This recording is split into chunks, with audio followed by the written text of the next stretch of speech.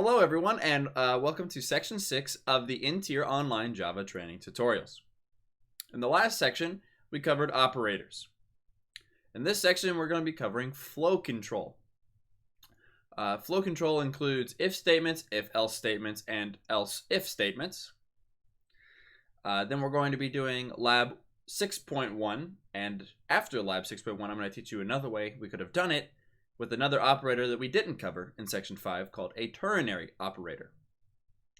Then we're going to talk about switch statements, which are pretty neat. Then we're going to do lab 6.2. Then we're going to talk about loops, which include while loops, do while loops, and for loops. And we will also cover lab 6.4, 6.5, and then lastly we're going to talk about break and continue, which affect switches and loops. Now, let's get into it. Okay, everyone. This is an if statement. First, we declare our int on line 4, our variable age, and we set it to 17. What we're going to do is we're running an ice cream shop.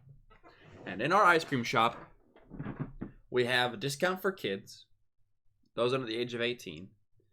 And we're going to have a senior citizen discount.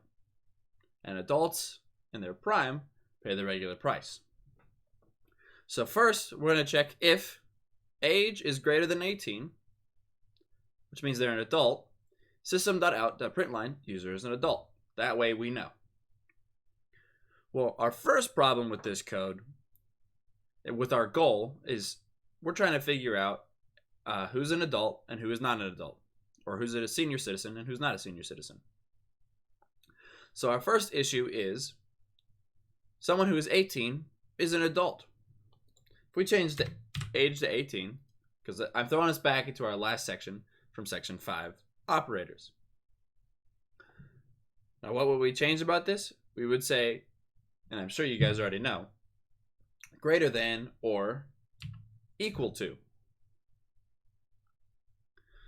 That way, now that age is 18, it's going to come back as true. The user is an adult. Now, what if we wanted to check again? Because if we did this, if age is less than 18,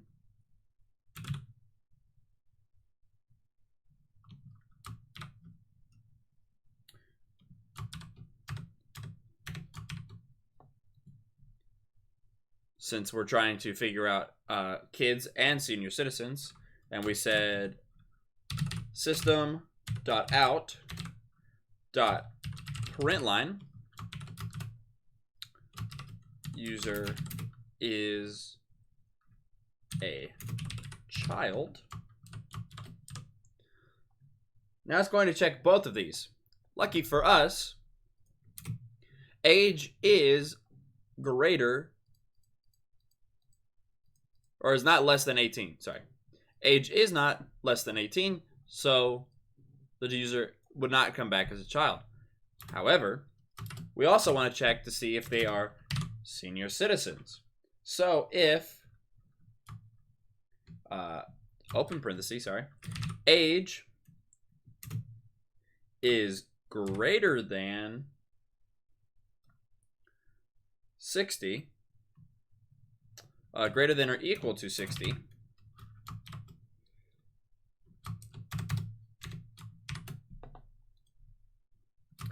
system.out.println user is a senior.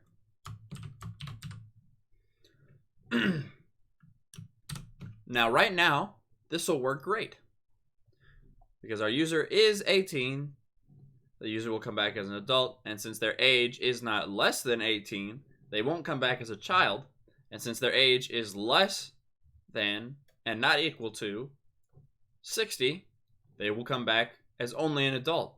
However, our system only wants one input, senior, child, or adult, and if they come back as 72, First, it'll check to see if their age is greater or equal to 18. That'll come back true. They're an adult. They're older than 18. Their 72 is not less than 18, so this won't return. But they're also greater than 62, which means that this user is an adult and a senior at the exact same time. That doesn't work for us. That's not what we want. So what we're going to do is we're going to use the else if statement.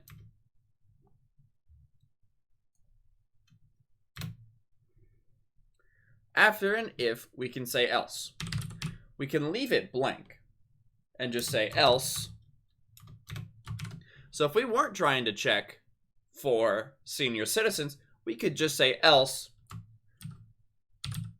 system.out.println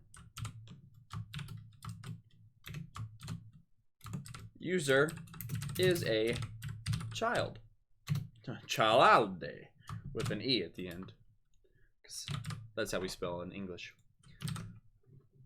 If we weren't looking for anyone at a specific age that is over the age of 18, we would be able to say else, and it would just execute user as a child because they are not, we'll say, because if we change it to 17, they are not equal to or greater than 18. Age is not. So they're a child. Because otherwise, they have to be if it's older than the age of 18. But that's not going to work if we're checking for senior citizens. And in fact, with what we're about to do, we want to check for the highest age first. The highest check. So first, we're actually going to want to check to see if they are greater than or equal to 60. And then our user is a senior. And now, what we're going to do, because we're going to look for an adult now, because they're obviously not a senior because their age is less than 17, so that, or their age is less than 60, which means that they're going to be either an adult or a child in our system. So next, let's check to see if they're an adult, because we're going down to the lowest number. So else if, and that means it will only perform this else if this if statement comes back as true.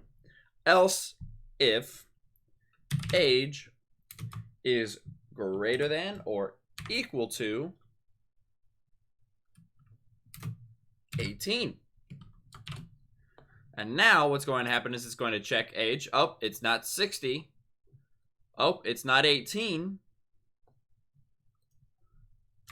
And so then it's going to say, we could do else, because we know it's going to be a child if they're not greater than 18 or greater than 60. I'm going to copy it this time. The user is a child. And now if we run this, what's going to happen is it's going to say age is 17. Is that greater than 60? No. Is that greater than 18? No. And so then it's to say, well, if it's neither greater than 18 or 60, then they must be a child. For Lab 6.1, here are the directions. Create a class called even or odd. Then add a main method. Declare an int called myNumber and assign it to a value of your choosing. So it could be any number, whether even or odd. Inside of an if statement, so we're going to use our if statements to evaluate whether or not my number is even using modulo and comparison. Comparison, remember, is greater than, equal to, or less than and equal to, or greater than or equal, greater than or less than. And I hope you guys remember what modulo is. I'm not going to walk you through this lab. I will show you the end. I will show you the solution. And then I will teach you about what a ternary operator is, which is in the challenge. But I will not walk you through the how to code this one by yourselves. So Continue. We talked about modulo and comparison operation in section 5. If the statement comes back true, which means it's even, print to the console, my number is even. Inside of an else statement, print to the console, my number is odd. That means if it's not even, it's odd. Makes sense? We're only looking for 2 things, so I only have to check one. Or it's going to be the other. Test your program with different values for my number to ensure that it functions correctly. It just means run it a couple of times, change the numbers, make sure it's working.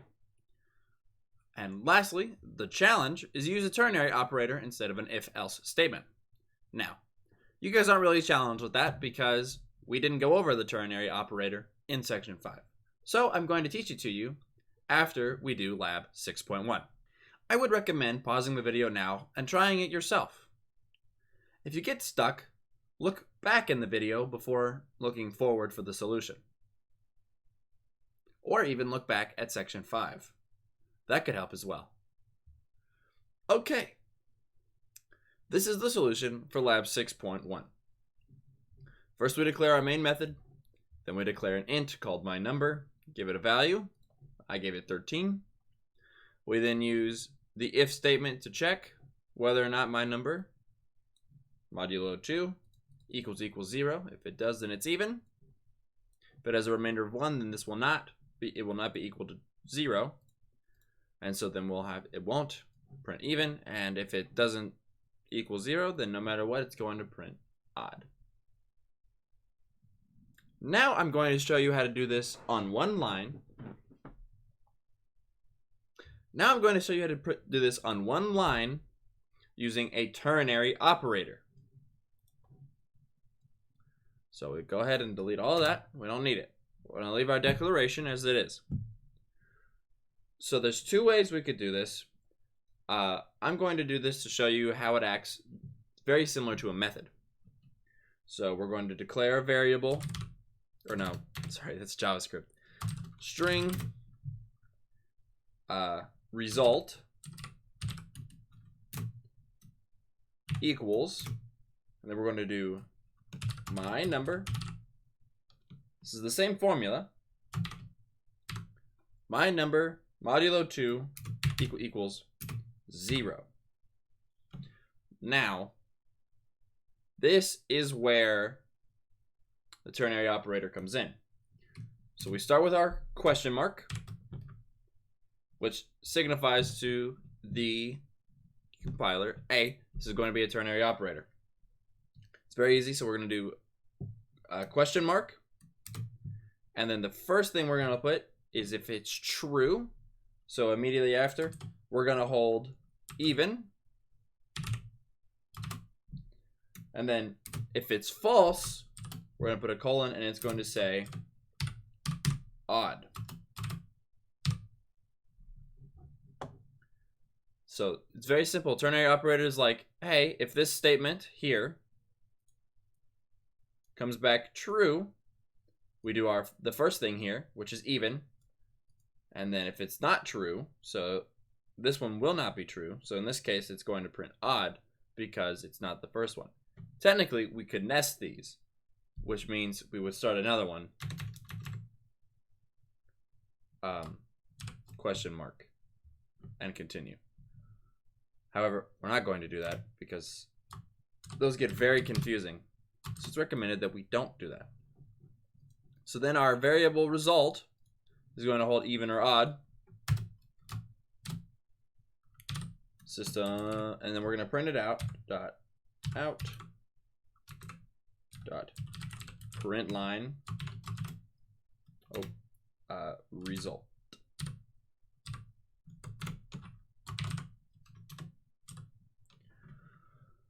But instead of doing this on 2 lines, we could simply do this in 1 line. Instead of declaring result, we can just take this and put it inside of the print line, and it'll do the calculation for us there instead. And it would say my number modulo 2, so divided by 2, remainder is either 1 or 0, depending even or odd. So it equals 1 right now because it's odd.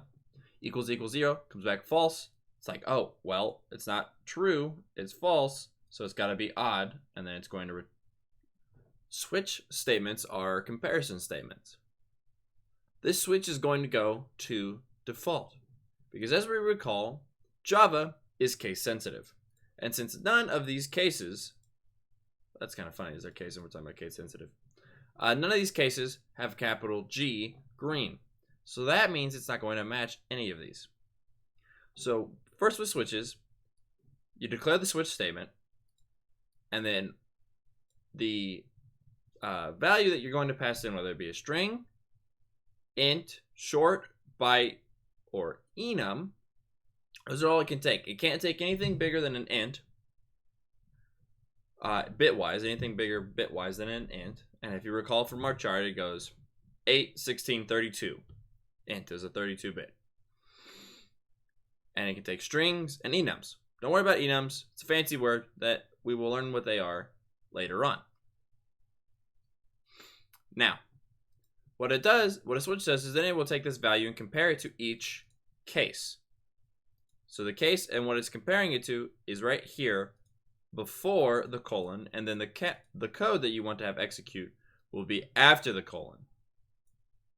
Another thing to remember when using cases is that if this, let's say that we match this to the green, what it's going to do is it's going to say, okay, cool, it's going to print out green. But then it will also print out yellow and no match. That is because once a switch finds a case that matches it, it will execute that code all the way to the end of the switch statement. Now, the way we stop this is we say break. Now, when we added a break statement, if it were to match blue, so we'll change it so it matches blue. If it matches blue,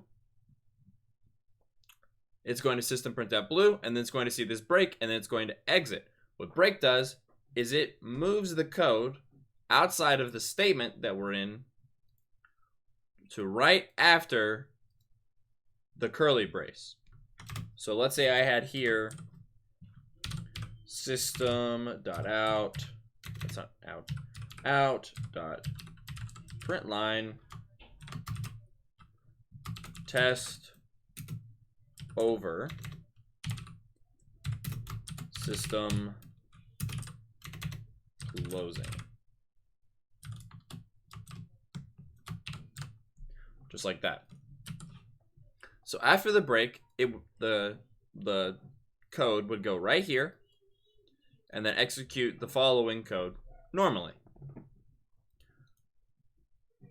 And let's say we had groups of things that we were looking for, like we were looking for even numbers. We could do case 1. We could do this. So let's say we were looking for even numbers through 10. So it would be 2, case 2, and then we would have right after that case 4. That's not 4. And then case 6, and we could create another case 8.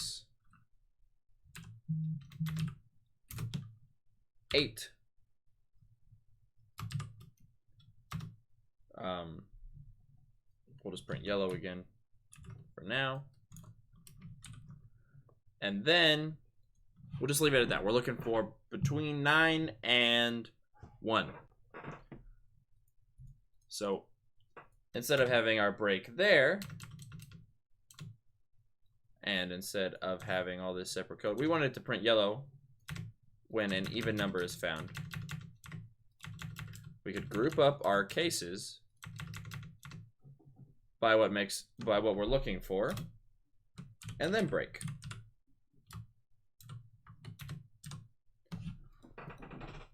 So now it's going to go, okay, it's going to say, oh, if it's 2, well, then we execute down, but since there's no commands, it goes all the way to system printout, and then breaks.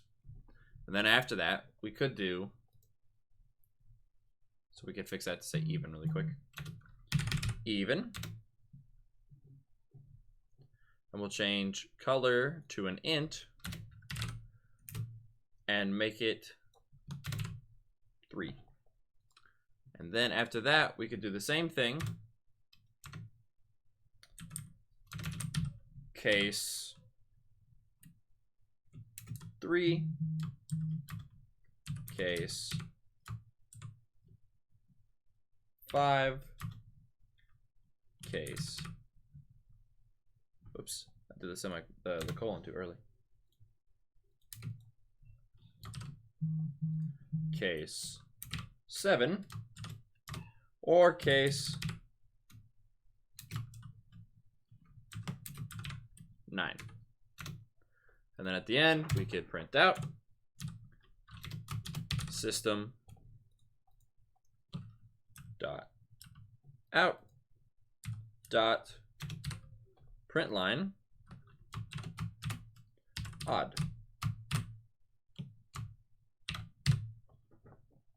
And if it's 3, 5, 7, or 9, it will then, oh, we gotta add a break. Otherwise, it'll still do that default and print no match afterward. And so now, if it's even or odd, we also forgot case 1, case 1. There we go. Now if it's 1, 3, 5, 7, or 9, it's going to say, hey, wait a minute. That's odd. Execute, execute, execute. Oh, no code, no code, no code. Oh, here's some code. Print. Oh, break, which then puts us right here, right after the closing curly brace for the statement that we're in. And then it's going to print test over system closing, just like that. That's how a switch works. Remember, you can take int and lower, strings and enums. All right, and now it is time for lab 6.2. So what we're going to do is we're going to create a class called daily method. Then we're going to add create a class called daily message. Then we're going to add a main method. We're going to declare a string called day of the week and assign the value to the day of the week today. So whatever day it is for you when watching this video, assign it to that day.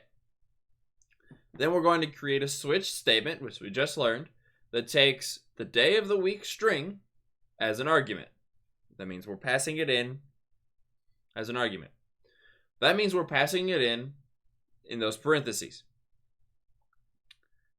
And then we're going to print class day if the day of the week is Monday, Wednesday, or Friday.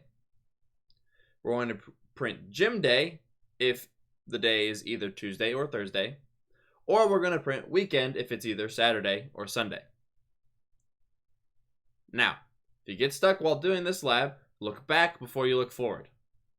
Let's see if you can figure it out. All right, good luck. Pause it here, try your lab, and I'll see you back with the solution. Welcome back. Now your solution to lab 6.2 should look similar to this. However, it doesn't have to be exactly the same. If you ordered the cases in a different order, that's okay too. Now, let me walk you through what we did, just in case you couldn't figure it out. For string, on line 4, I declare string day of week, our variable, and I set it to Wednesday. And then I create our switch statement and I pass in day of week.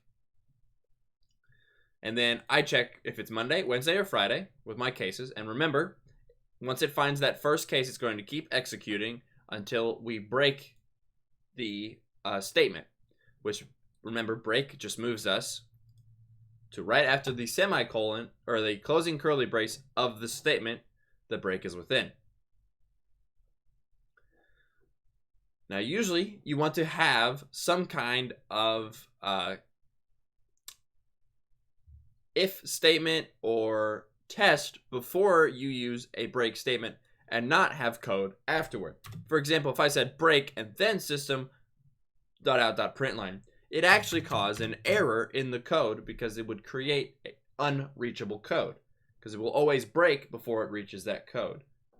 And so then That makes the compiler upset, and it gives you an error. So always put your break last. That's the last thing you want to do for a conditional statement, after a conditional statement has made its check.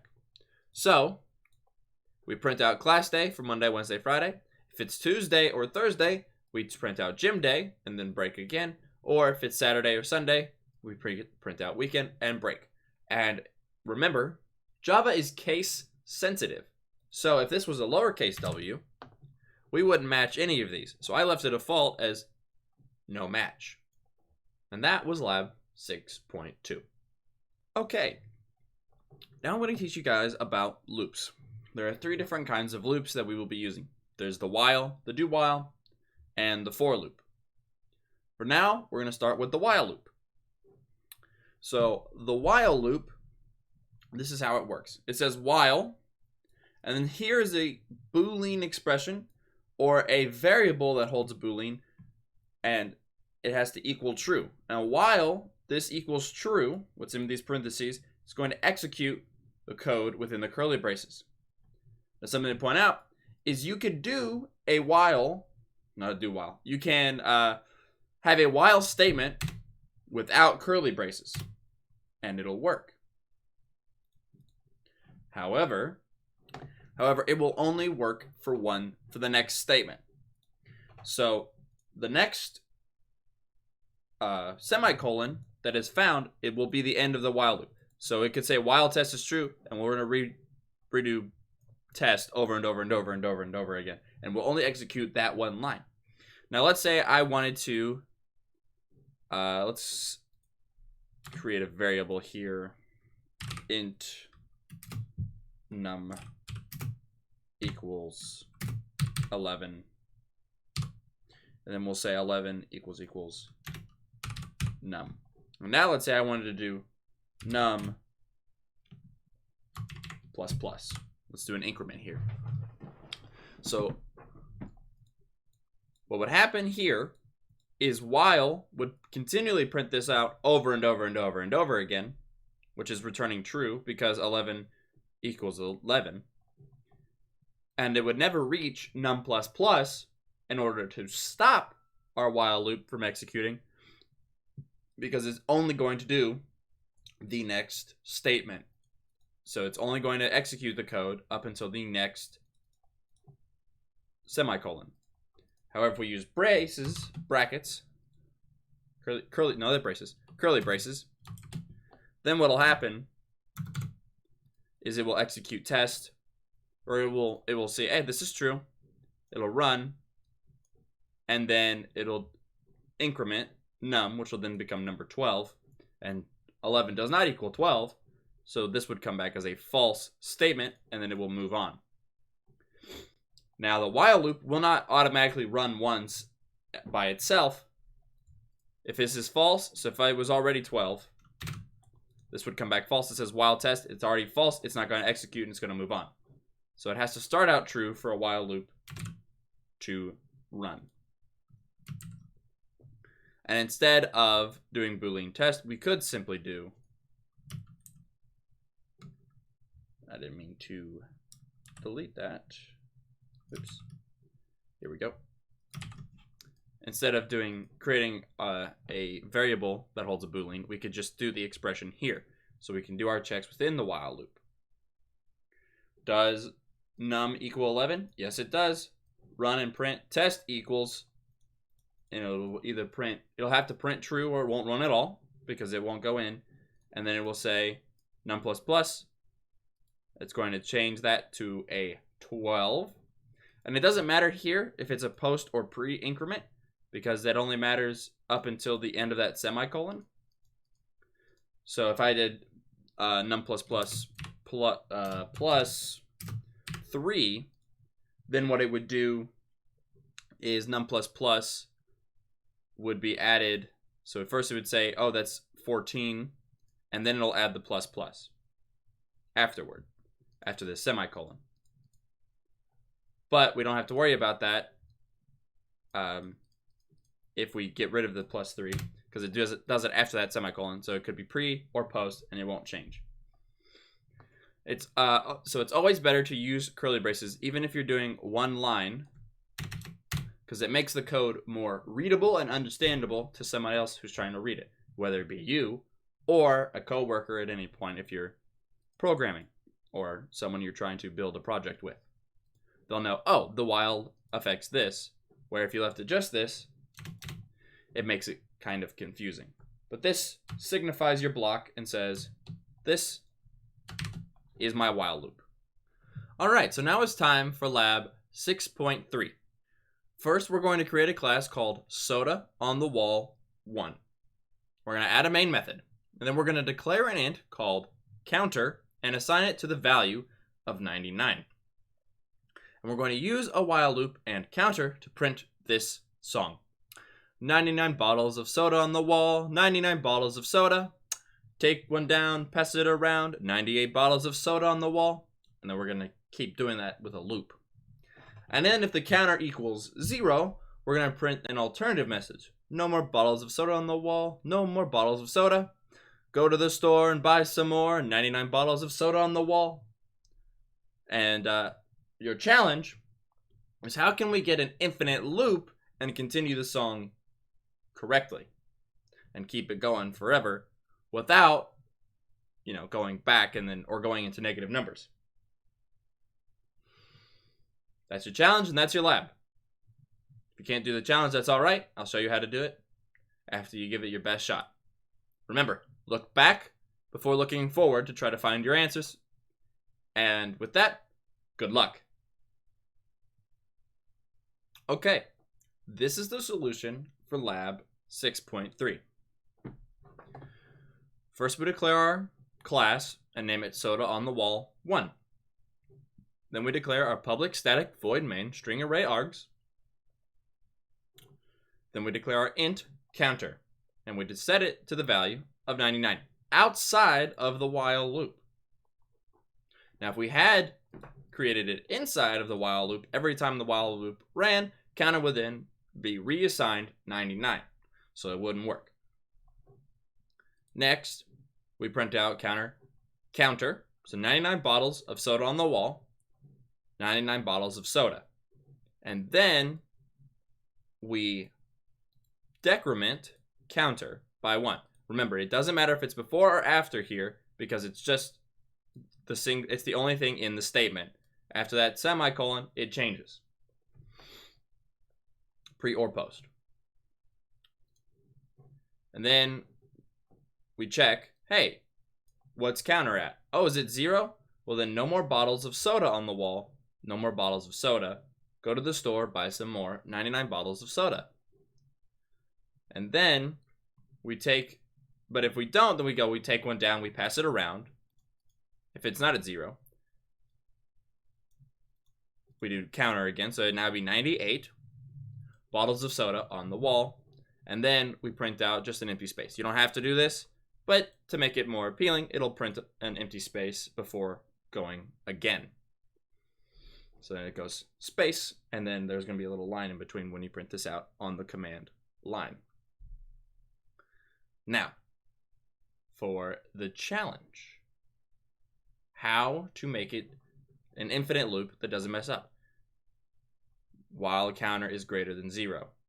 So after it gets decremented here and it goes 0, that's it. It's going to do this if it's going to print that extra line, and then it's going to say, oh, well, counter is not greater than 0 because it equals 0 now. And it will not execute again. Here's how we fix that. Very simply, we say counter equals 99. We reset it right here. Simple as that. And now it's going to keep running forever, going 99 bottles of soda on the wall, 99 bottles of soda. Take one down, pass it around, 98 bottles of soda on the wall until it gets to 0, and then it's going to say no more bottles, and then it's going to go 99 bottles of soda on the wall. Now, if we wanted to, we could do this. And we could do counter here. Counter plus.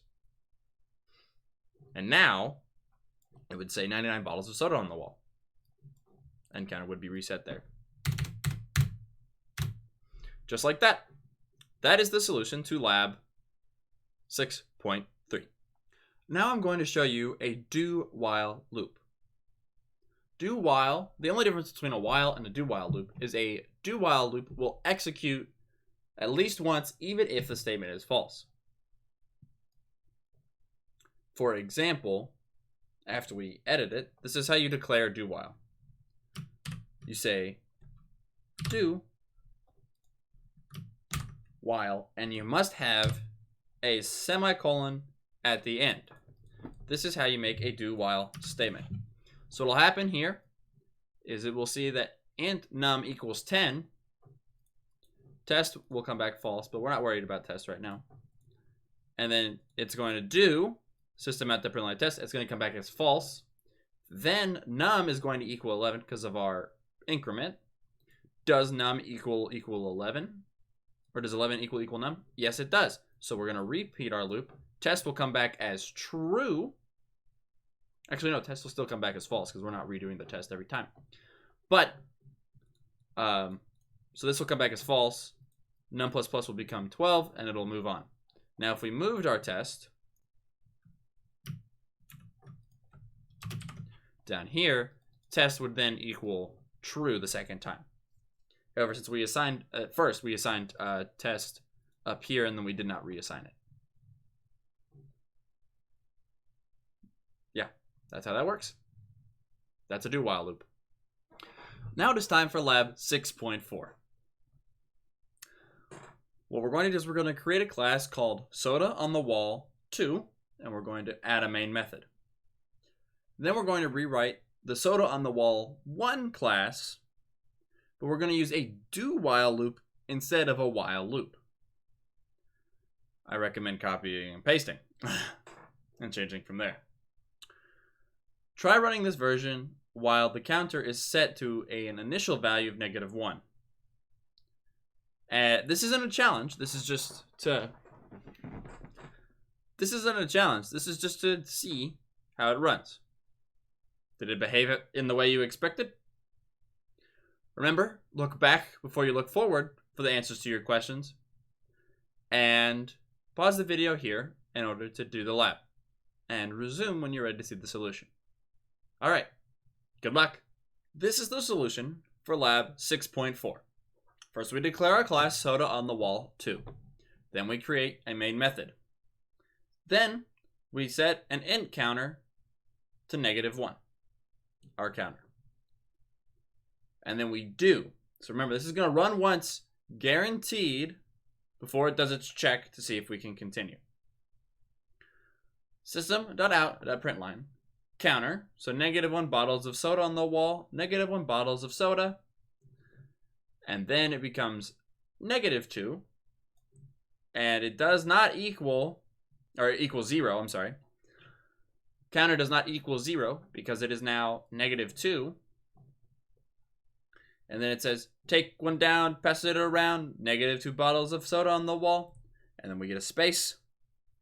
And while counter is greater than 0, which counter is not greater than 0, so it stops and moves on.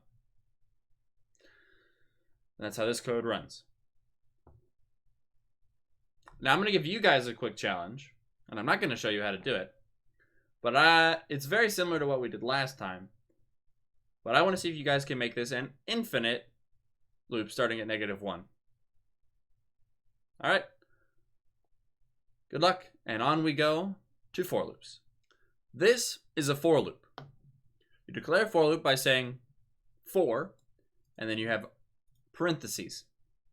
And now you'll notice inside of these parentheses, we have 2 semicolons, which is pretty rare. You're not going to see that in a lot of parentheses. What this does is this shows the 3 different sections of a for loop statement. First, we have the declaration section. Declaration section. We declare an int variable I, and we give it a value of 0. It doesn't have to equal 0. It could equal whatever we want it to. It could be a string, it could be a boolean. But for this case, in the most basic way, we're going to use an int I equals 0. And then semicolon shows that is the end of the declaration section. Next, we're in the conditional section, where I is less than 5. That's what we're checking for. Is 0 less than 5? Absolutely. So we continue. And that is again shown, or the end of that section is shown by a semicolon. And then we have the iteration section, which we increment I by 1. And again, it doesn't matter if it's pre or post increment, because it's where the semicolon, it matters where the semicolon is. Or does it matter? We'll test. So to show this, we have 0, and it's going to go. And it's going to print 1, because it increments 2, 3, 4, but then, or actually it's going to start at 0. So it's going to print 0, 1, 2, 3, 4. And then, once it reaches 5, once I equals 5, because it's being incremented here, and this only runs at the very beginning of the if, or the for. And then the 5, is 5 less than 5? Well, no, 5 is not less than 5. And that is the end of the for loop. Let's test. We're already in section 6. Java C example d.java Java example d. I equals 0, I equals 1, I equals 2, I equals 3, I equals 4. And it stops. Now, what happens if we do a pre-increment instead of a post-increment? Let's clear this up and head back and change it from instead of I++ to ++ I. Do you guys think there's going to be a difference?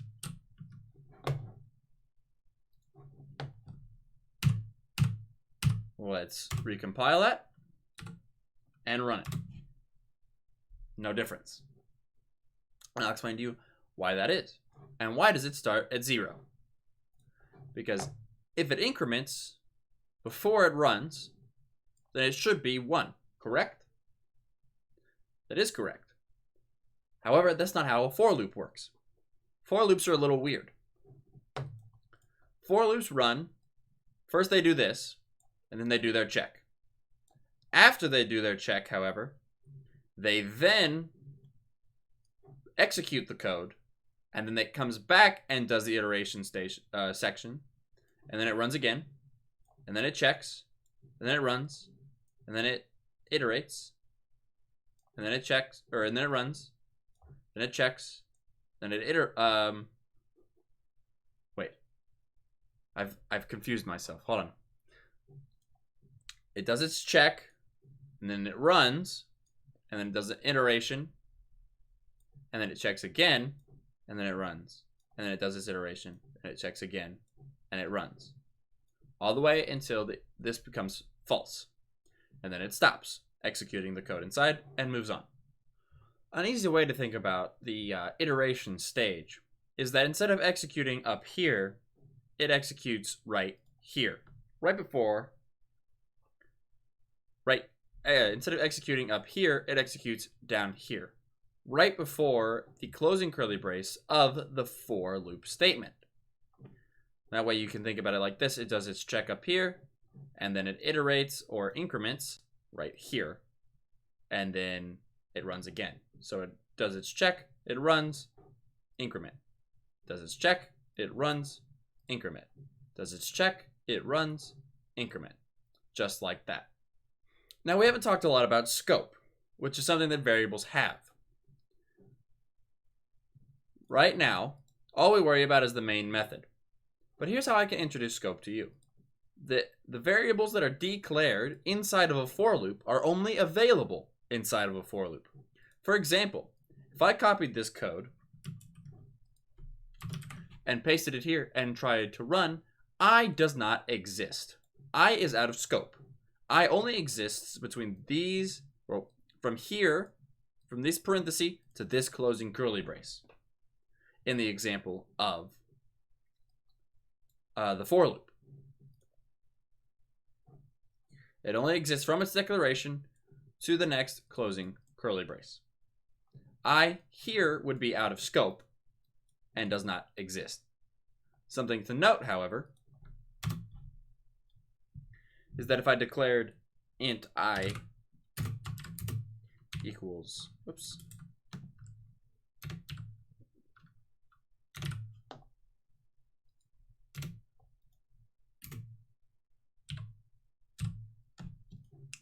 if I declared I here, this would cause an error because I is already declared. But we could still do the assignment here like so. Let's say I equals 17 for some reason. If we wanted to reuse I, we would say I equals 0 and be reassigned. But we cannot re-declare I as a variable I already exists.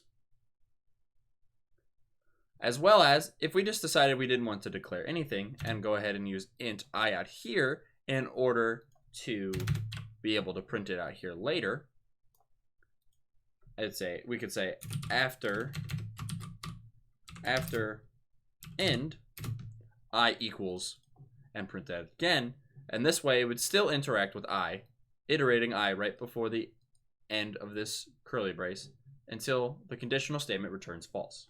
Earlier I mentioned that you can initialize multiple variables in the initialization section of the for loop. And you can, and I will show you how to do that now. However, keep in mind that you can only initialize or declare one data type for each variable, or for the declaration. So every type of variable I have to declare in this section is going to be an int. I cannot do another type, otherwise it will throw an error. So int I can have a friend. Oops. Int I can have a friend, comma separated, t equals 0. We can space that out, or we could keep it close. And now, keeping it nice and slim. But we want t to iterate too, otherwise it'll remain as 0. We can include other increments in the iteration section as well. Again, comma, separated. We could do another t plus plus. Let's not do that. Instead, let's do t plus equals 3. Now t will be iterating by 3 instead of by 1, or incrementing by 3 instead of 1. Let's run it and see if it works.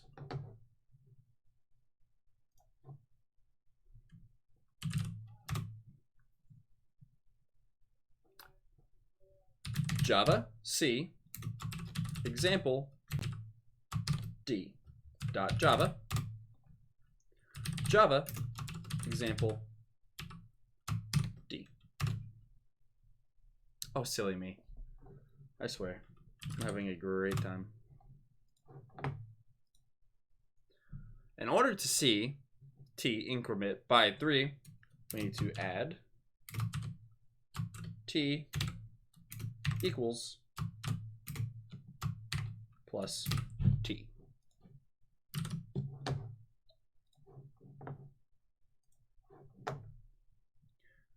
Java C example D dot Java example D. I equals 0, t equals 0, y equals 1, t equals 3, 6, 9, 12, 1, 2, 3, 4. Simple as that. Now it is time for our last lab, lab 6.5.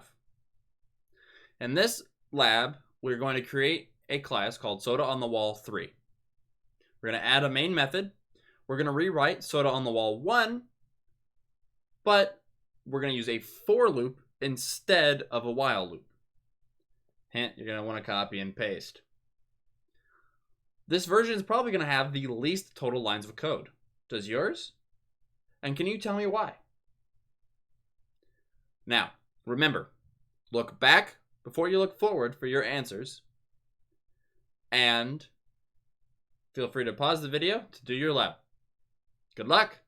This is the solution to lab 6.5.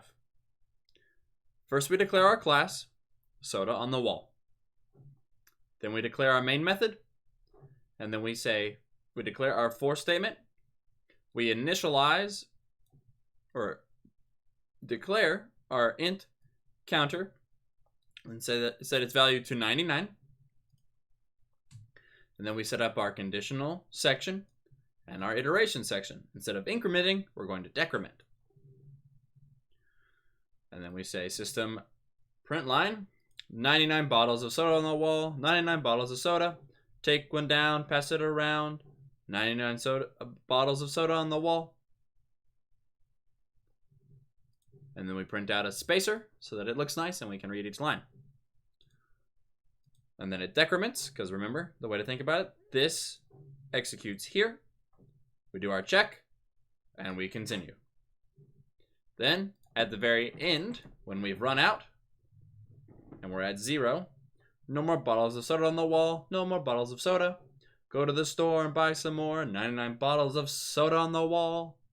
Now the reason this is has the least amount of lines of code is because we don't have to do a check, because when we hit 0, we're done. And we just print, as well as we don't have to make a line for a decrement, and we don't have to make a line for declaration. Declaration, decrement, and the conditional statement are all on the same line. So we cut down 3 lines and turned it into 1. Okay, so the last thing we're going to talk about before the ending of this section is I'm going to show you continue and break. So I've declared a for loop here and declared the variable in with the value of 0, and this loop is going to go 10 times and stop at 9. But that's not what's going to happen. And at the end of every iteration, or for every iteration, it's supposed to print in equals in, the value of in. However, when in equals 3, it's not going to print out 3, and when it gets to 8, it's not going to print out. It's going to stop printing at 7. And here's why. What continue does is it says, okay, I'm going to skip all of this code here, and I'm going to pretend. So like if you could imagine that there's a little line like this that's going across and reading the code, and it's like, okay, I know what I'm doing. And then it goes, oh, okay, well, 0 doesn't equal 3, so move on. Oh, 0 doesn't equal 8, move on. Print out in equals 0. And then it goes, and then it checks again and again and again. Well, once in equals 3, it's going to be like, oh, that's true. Oh, it wants me to continue. Skip all this. Let's go right here to this curly brace. And then starts back at the top. And runs again. So if it goes right here, then it goes, check, run. Oh, that doesn't equal 3 anymore. And it's going to print out 4. And then it's going to go and it's going to go until, oh, this is equals 8. We're going to break, which means it's going to go after this curly brace. And then go, and then it's going to execute all the way down till it's finished, because we don't have any other code. But if we had other code here, system.out.println end of code,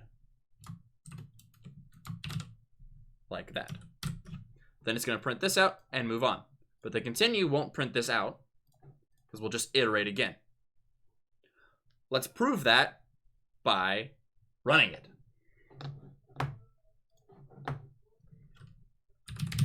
Java C example e.java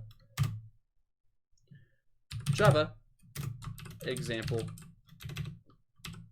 e. It goes 1, 2, oh, skips 3, 4, 5, 6, 7, stops, end of code.